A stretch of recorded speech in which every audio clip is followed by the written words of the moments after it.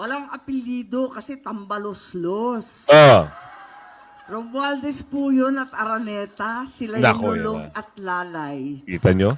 Masakit man, aminin, yan ang katotohanan. Trabaho. Pwede mabuti kung sinusunod yung mga batas at saka yung mga rules and procedures. Pagkat ako'y mahigpit doon. O kaya nga dapat sana, ay noong February 5, ni-refer nila sa Committee on Rules yung articles of impeachment na matanggap nila. Magpapasa niyan, pero dalawa ang kautusan ng impeachment court. Hindi lamang yung attestation ng pagtupad doon sa certification sa pagtupad sa one-year ban na provision ng Constitution, pero pati yung attestation na interesado pa rin sila sa pagbubukas ng bagong Kongreso na ipursige ang kaso dahil nga doon pa lamang magsisimula ang paglilitis. April 16, 2024, April 17, 2024, the Senate, the Senator himself, Senator Charles Schumer, moved for the dismissal of the case against Secretary Alejandro Mayorkas, the Secretary of U.S. Homeland Security, on the ground that failed to comply with some requirements. So it's not unusual for a senator judge to himself move for the dismissal. But in this case, we never moved for the dismissal. Ang nangyari lang dito, we remanded. I'm not defending now the decision, but it has been a collegial decision. So it's just a return to the lower house to comply, to certify that the compliance with certain Yun. Yes. Magandang morning sa ating lahat. Nandito na naman si Kuya Goods nagbabalik. At syempre, kung di ka pa nakasubscribe sa ating channel, pa-subscribe na lang po at hit mo na rin yung bell para lagi kang updated sa ating mga video. O, eto na. Pahiya talaga. Napahiya sila kay Amy Marcos. No? Oo. Bakit? Sinabi ba naman na, okay, eto na, mamaya-maya sa ating video. Bibigay ko sa inyo yung magandang detalye. At sinagot ni Mamang Quezon itong bati ko sa kanya. Kasi merong ugong-ugong na, alam mo na, nagagalit si Balulong. Kaya sinagot siya ni Mamang Quezon. Pasya yan na impeachment court, dapat nilang galangin. Abangan natin ha. Pero nakalike ka na ba? Like mo muna yung video, sabay i-share mo na rin. At kung bago ka pa lang sa ating channel, pa-subscribe na lang po at hit mo yung bell. I-bell all nyo para nakakatanggap kayo ng notification. Simulan na natin dito. Mapapahiya talaga sila mga kasama. Pag si BP Sara ang magsasalita, tignan natin. Alamin natin kung ano. Ayan. Presidente Sara Duterte na mayroong pandaraya noong 2025 senatorial elections at tatlo pang Partido Demokratiko Pilipino o PDP bet ang nanalo. Sinabi ito ni Duterte sa isang Independence Day event kasama ang mga Filipino sa Kuala Lumpur, Malaysia, kung saan sinamahan siya ni na dating PDP senatorial candidates J.V. Hinlo, Jamie Bondo, at Richard Mata. Tapos na naman ang kampanya. Totoo yun. Pero bakit nandito si Attorney Hinlo, si Attorney Bondo, si Dr. Mata? Yan. Kasi para sa akin at alam kong totoo, nanalo sila sa eleksyon nung nakaraan, sabi Totoo. ni VP Sara sa Totoo yan mga kasama. Alam nyo, hindi rin ako makapaniwala bakit ganun na nangyari doon sa resulta. Sabi nga, baka merong mahika, pero gusto natin talaga ito, mailukluk. Hanggang doon, sa 2028. Ito, nangyari ito sa Kuala Lumpur, Malaysia. Si Ate Amy nakagreen na. At merong balibalita, ugong-ugong, nagsalita si Sir Robin, tandem. Nako, ito na, mga kasama. Baka magulat yung Balulong at yung Silong, si Kasilay. Kilala niyo ba Silong at Kasilay? Meron ng code name. Long, Lay, Balulong at Silaylay. kanyang talumpati. Kausap ko IT o Information Technology Ayan na. experts na nagsasabi hindi talaga pwede na totoo yung mga numero na lumabas, dagdag pa ng Vice-Presidente. Ang kanyang ebidensya, binanggit ni Duterte na ang mga taya ng PDP kabilang sina Hinlo, Bondo, at Mata ay gumanap ng mahusay sa lokal na absentee at pagboto sa ibang bansa, Totoo. na sinasabi na ito ay makikita rin sa pangkalahatang mga resulta. Karanasan ko noong 2022, una kong nalaman na baka manalo ako bilang Vice President dahil unang lumabas ang absentee voting, ang OFW o Overseas Filipino Workers Vote, nakita ko doon ang panalo. Ganoon ang nangyari sa kanila. Panalo sila sa OFW vote, sa absentee voting, sabi pa ni VP Sara. Ito lang bibigyan ko kayo ng example. Pag kayo lumusot sa OFW, sigurado landslide kayo sa Pilipinas. Kasi hakot na nga kayo ng ibang bansa eh. Dito pa kaya sa Pilipinas. Ganun na nangyari. Yung Duterte, nanalo yan sa mga OFW. Lalo-lalo na sa Hong Kong, Singapore, Malaysia, Middle East, UK, lahat saan man panig ng bansa. Pasok ang Duterte. Ang problema, ng tipaklong. Kaya, Duterte Party List, ituloy mo yan yung ganap mo dyan sa Milik-Milik Chair. Para naman makatikim Para makatikim. Tuluyan mo yan. Para pagbayarin niya yung mga ginawa niya na hindi dapat. Hindi ako IT expert, kaya sinabihan ko ang PDP. Sabi ko, kayo ang partido, questionin niyo kung paano ginawa ang proseso ng bilangan, ayon pa kay VP Inday Sara. Ang isyong ito ay binigyan naman ng komento ni Joe Smith Medina dahil aniya ay nagsalita na ang ating Vice President Inday Sara Duterte na hindi naniniwala na hindi nanalo ang ilang PDP laban, tama po yan. Samantala, sinabi din ni Vice President Sara Duterte na si Amy Marcos ang dapat magbalik kay former President Rodrigo Duterte mula sa The Hague, Netherlands, dahil kapatid niya ang nagdala nito sa ICC. Panuuri ng full video para sa iba pang detalye na magsisimula naman pagkatapos ng maiksing intro. Ayan na. Iginiit ni Vice Presidente Sara Duterte na mayroong pandaraya noong 2025 senatorial elections at 3 pang Partido Demokratiko Pilipino o PDP-BET ang nanalo. Sinabi ito ni Duterte sa isang Independence Day event kasama ang mga Filipino sa Kuala Lumpur, Malaysia, kung saan sinamahan siya ni dating PDP senatorial candidates J.V. Hinlo, Jamie Bondoc, at Richard Mata. Ba't umulit? Dito tayo eh. Saan na ba yun? Anak ng tipaklong. Bakit nagmamagic ata ito? Dito. Ito. Yan. Sisimula naman pagkatapos ng maiksing intro.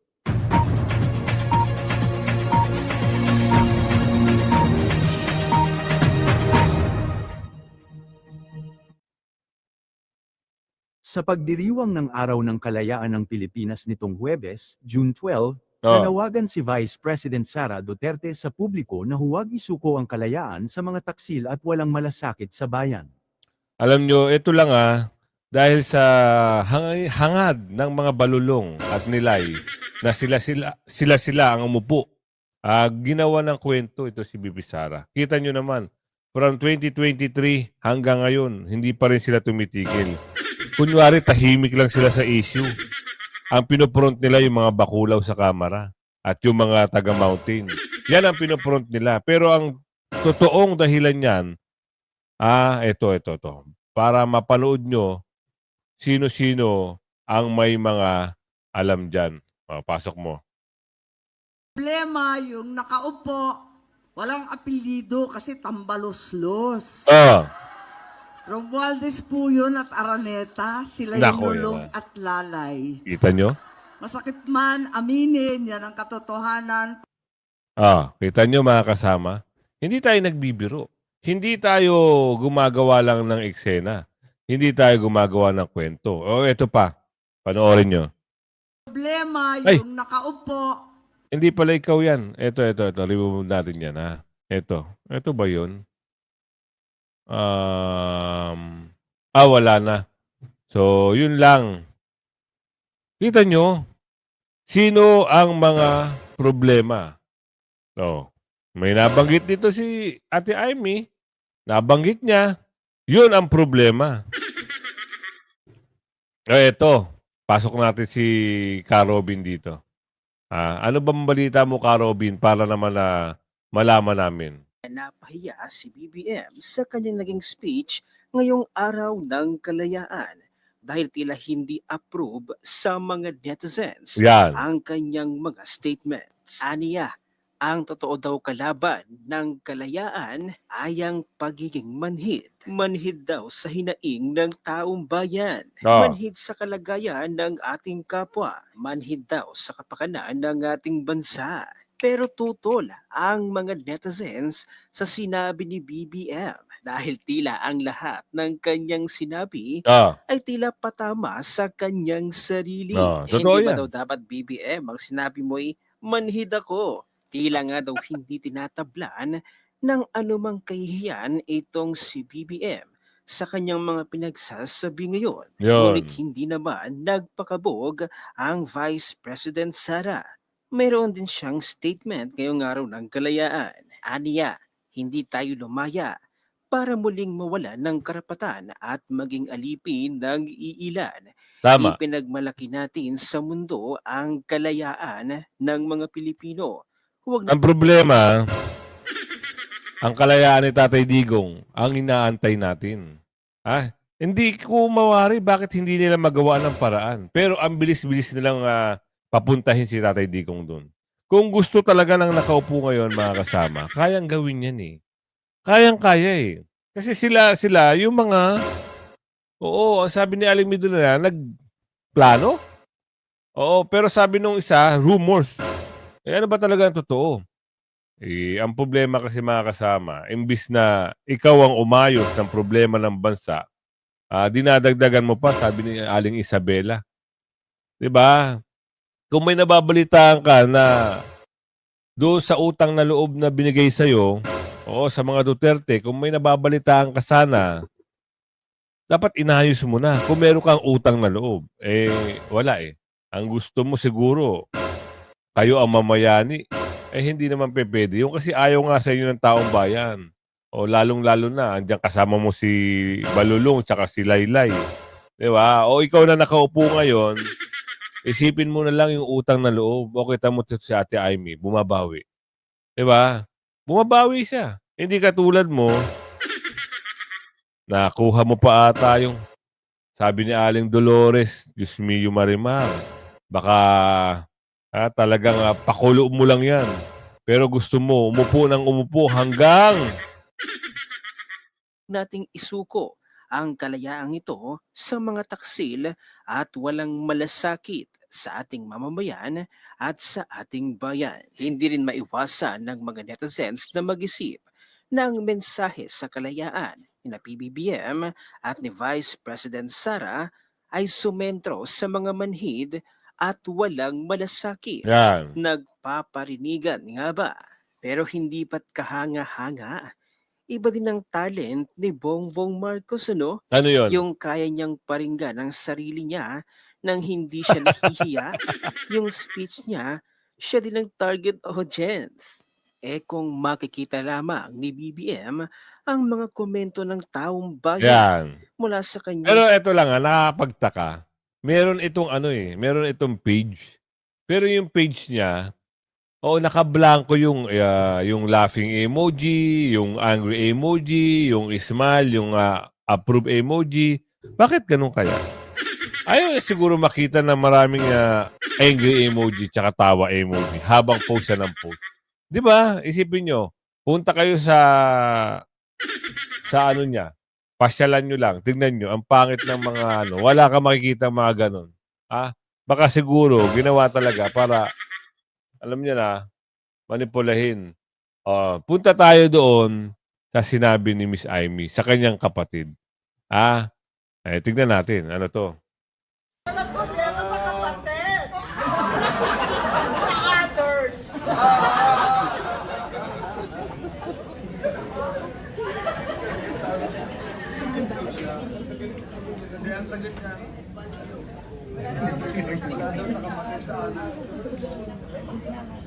Alam niyo yung pinapatamaan dito kung sino? Yung Balulong tsaka si Laylay. Sila yung mga pinapatamaan dito ni Miss Amy. Tapos na ho ang eleksyon, oo. Pero ang pangarap ng mga Balulong at ni Laylay, nandiyan pa rin. Oo. Tsaka mapunta tayo dito kay Toto Sen.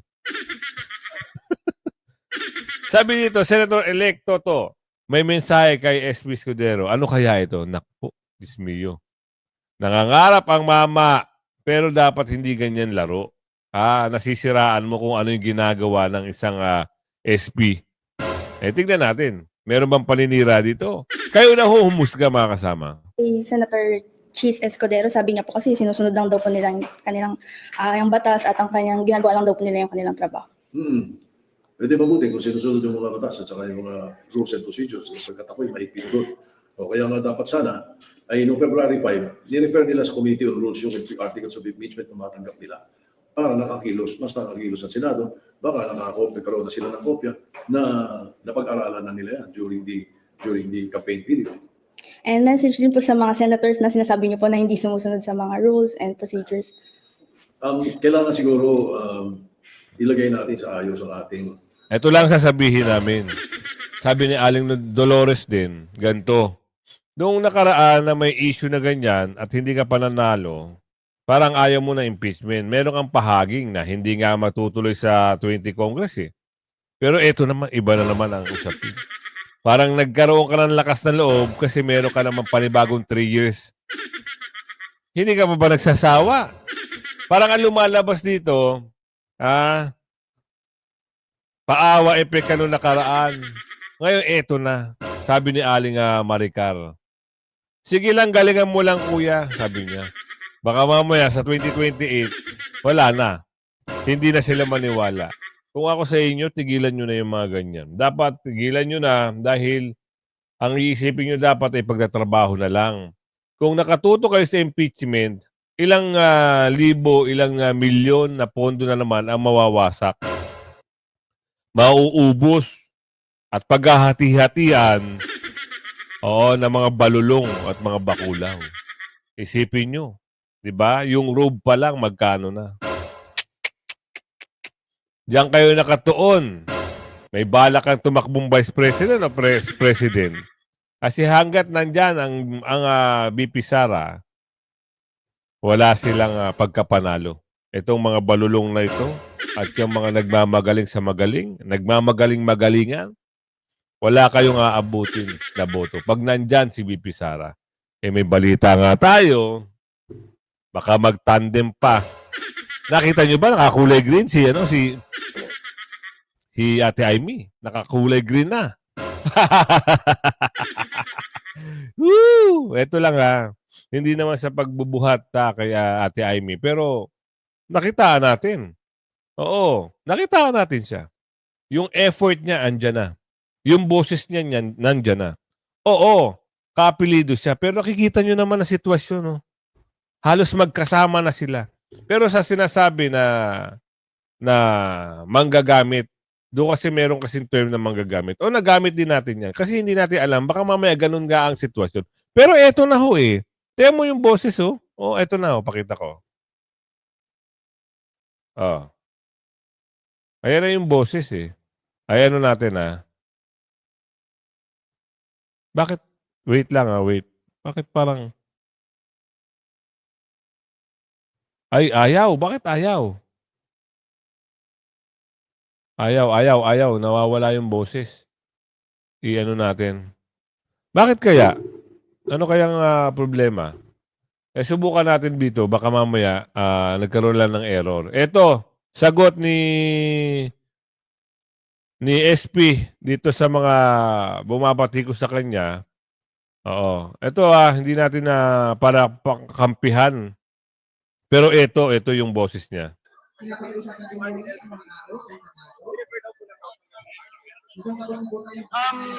Korte lamang ang pwede makapagsabi kung anong epekto noon at hindi ako bilang tagapangulo at presiding officer. Pangalawa, ang balita pa lamang naman yan sa media at wala pa kaming formal na tatanggap. Tulad ng sinabi ko, ngayong nandyan na ang korte, lahat ng komunikasyon ay dapat sa pamamagitan ng pleading at hindi sa social media. Pero can you convene again, sir, to tackle? Kasi nagbigay na sila sa information. And then, ulitin ko, impeachment court na magpapasya niyan, pero dalawa ang kautusan ng impeachment court.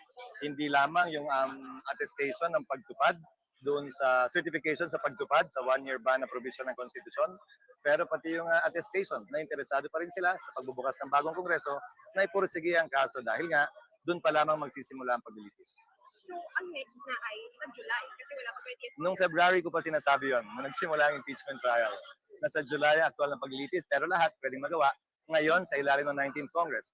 Dahil sa paniniwala ko nga, at ng impeachment court na rin, dahil sa order, na ito'y tatawid sa 20th Congress. Pero tama yung ginawa ng House na sila yung nag-certify to resolution. Hindi ko nais komentaryohan yan dahil una, balita lang yan. Hindi ko alam kung totoo dahil wala pa naman kaming tatanggap.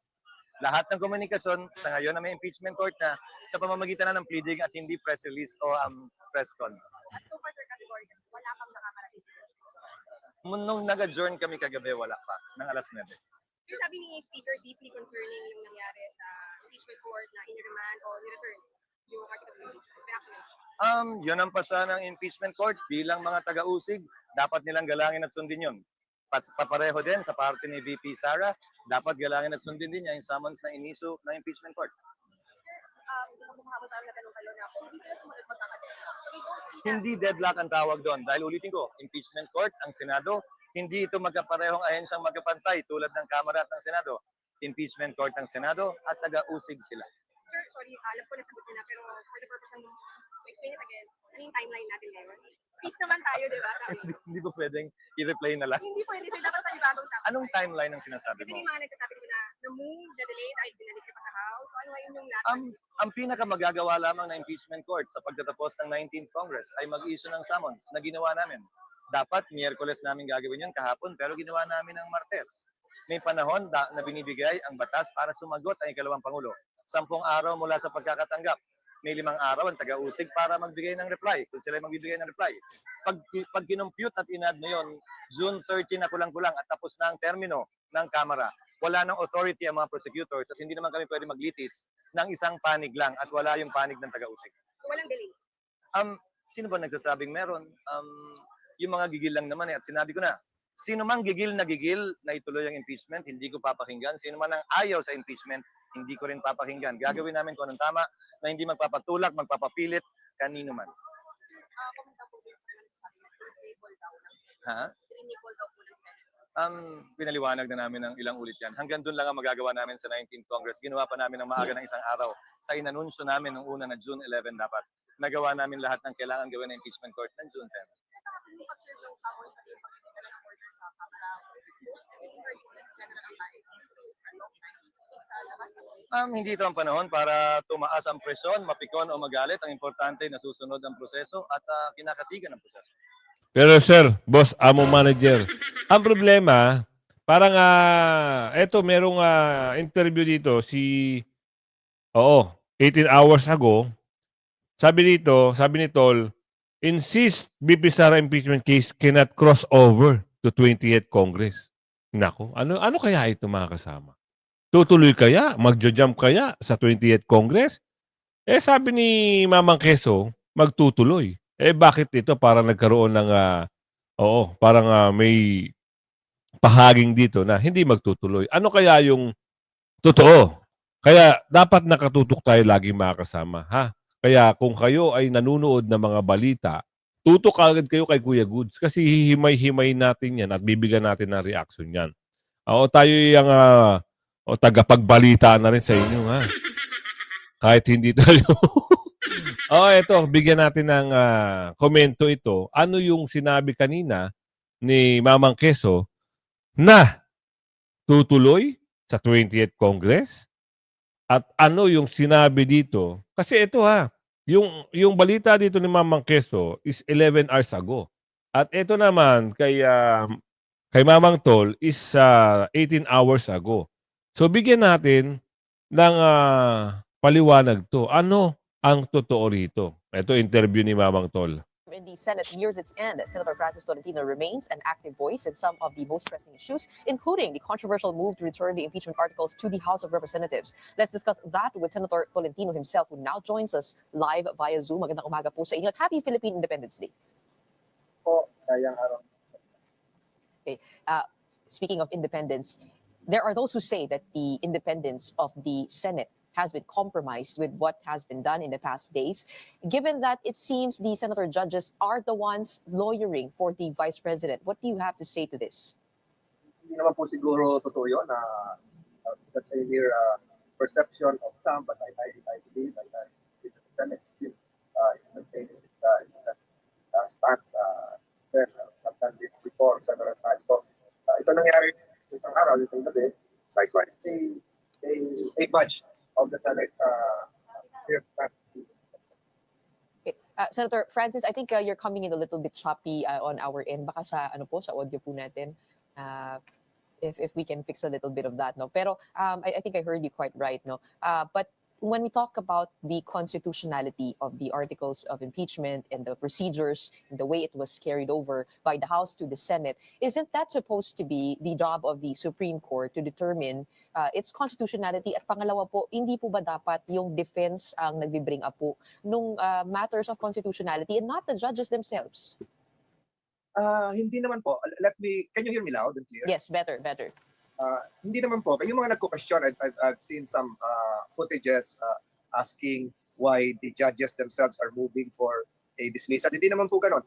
Just to set the record straight, during that deliberation, I stood up and cited, a lot of our legal luminaries are citing American jurisprudence. I even cited a recent American incident during the 2024 recent vintage lang, Gretchen, the United States Senate, in just one day, April 16, 2024, April 17, 2024, the Senator himself, Senator Charles Schumer, moved for the dismissal of the case against Secretary Alejandro Mayorkas, the Secretary of U.S. Homeland Security, on the ground that failed to comply with some requirements. So it's not unusual for a senator judge to himself move for the dismissal. But in this case, we never moved for the dismissal.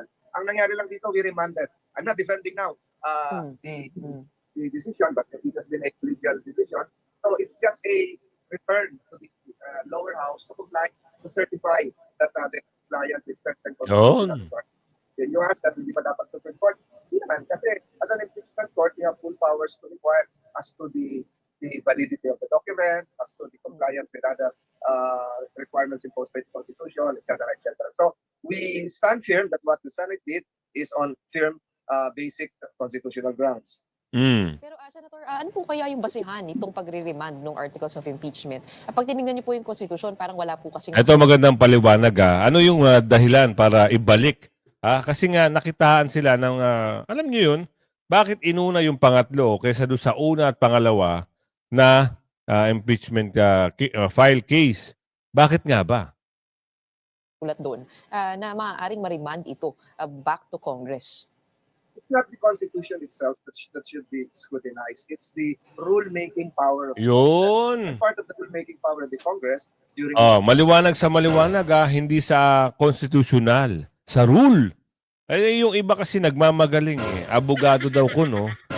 Nilabag daw ang Constitution, pero hindi pala nila alam. Ito law professor, alam niya yung, at binabasa niya talaga kung ano yung rules of article ng impeachment. Kaya nakitaan nila ng problema, hindi sumunod sa rule of article, yung mga bakulaw. Hinain na lang ng hinain, siguro, ob din yung nagpanukala nun, walang alam sa article rules, sige, banat ng banat, impeachment case. Mali pala yung rule na ginawa nila. Kumbaga, hindi sila sumunod, nag-jump kagad sila sa pangatlo, ayun, may error, binalik. Impeachment trials is for the Senate to have their own impeachment rules. So the Senate can do whatever it thinks would be necessary to clarify everything. So ito yung ginawa. So hindi ito pinagbabawal ng saligang batas to require other documents. So again, while I am not totally maliwanag sa maliwanag walang nilabag sa saligang batas. Nagkaroon sila ng problema sa impeachment rules. Maliwanag. Huwag kayong ob-ob, sabi ni Aling Ledesma. In favor of transparent kasi yung stand ko has been this, alam mo, Gretchen, yung sa akin, once the clock ends, midnight of June 13, tapos na yung 19th Congress, and the 20th Congress can no longer have jurisdiction. So sabi ko, dapat matapos na. Wala nang jurisdiction. Ito, 18 hours ago, yung balita na ito. Kaya yung iba na nag-aanga-angahan na susulong sa 20th Congress, tignan nyo na lang.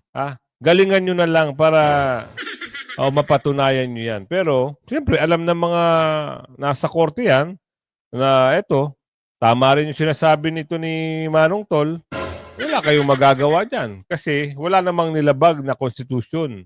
Walang nilabag sa ligang batas. Ang may nilabag, yung impeachment rules. At doon sa mga ob-ob, iyak nyo na lang. ng 19th Congress. That's part of the number two requirement that we were asked to be voted upon. Ito yung clarified ko, Director. And I think it's now subject to a petition before the Supreme Court. Actually, I want to go to that. No, you were part. I mean, you mentioned this calendar, 18-day or 19-day impeachment trial calendar. But you also voted to remand. You were part of the 18. It's consistent, Director, because the calendar the indicative calendar, which I propose, which has now been declared mooted because of what transpired, would always indicate that we end on June 30. And one of the items we voted upon was whether it can pass to the 20th Congress. I clarified this. Sabi ko, hindi tayo dapat tumawi, dapat tapusin natin ito ng ating Congress. So there's no inconsistency there. Hindi dapat tumawid, dapat tapusin na. Pero mga kasama, huwag muna masyado maniniwala. Baka mamaya may laro, may playbook. Kaya wag basta-basta magbibitaw ng sayang kung hindi ka umalis sa mga Duterte. Manong Tol, sigurado yung ranking yung pagkasunod-sunod ng mga senador na nanalo, baka nagpangalawa ka, pangatlo ka. Yun lang ang nakikita namin. Sayang, Pero kung umabot ka sa video natin ito, sabi mo kung saan lugar ka. Shoutout po sa iyo ng bonggang-bongga, Like and share ang video. Hanggang sa muli. Bye-bye!